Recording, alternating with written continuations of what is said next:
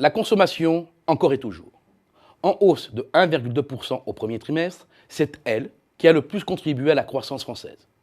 Mais comment pourrait-il en être autrement? Cela dure depuis plus de 15 ans. Entre 2000 et 2015, le PIB a progressé de 17,7%.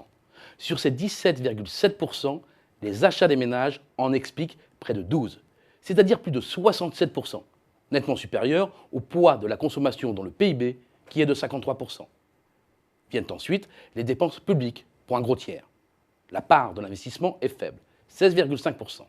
Quant au commerce extérieur, sa contribution est fortement négative. Et la crise n'a pas rebattu les cartes, bien au contraire.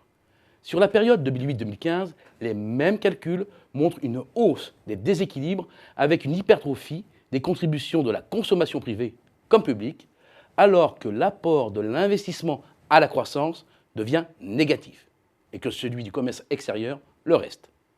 En réalité, les gouvernements successifs considèrent depuis longtemps que pour stimuler la croissance, le plus facile, c'est de doper la consommation, quitte à sacrifier nos industriels, le commerce extérieur et nos équilibres financiers.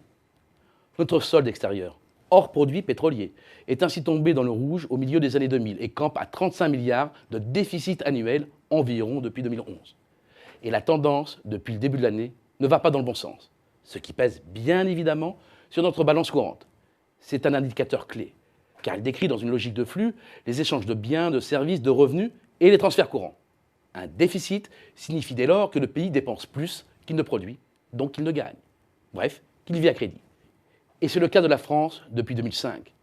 Certes, la situation s'est nettement améliorée en 2015, mais c'est exclusivement grâce à la baisse de la facture énergétique liée à la chute du prix du pétrole.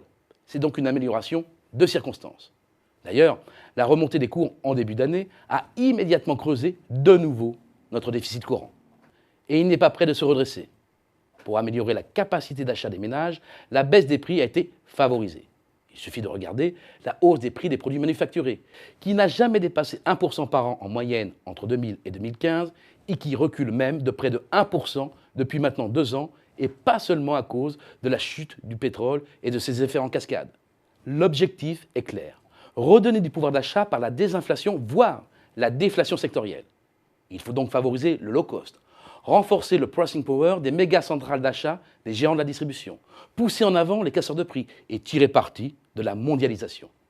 Les fabricants du monde entier ont été mis en concurrence avec les conséquences que l'on connaît sur notre tissu industriel. De fait, le fort dynamisme de la demande intérieure va de pair avec un net rebond des importations. En 2015, la hausse des importations a été de 6,4% contre une progression de 1,1% de la demande intérieure hors stock. C'est près de 6 fois plus et sensiblement plus rapide que les exportations. Sous une apparente bonne nouvelle, la hausse de la consommation et son corollaire, la hausse des imports, traduit encore et toujours l'incapacité de notre offre domestique à servir à un prix concurrentiel la demande intérieure.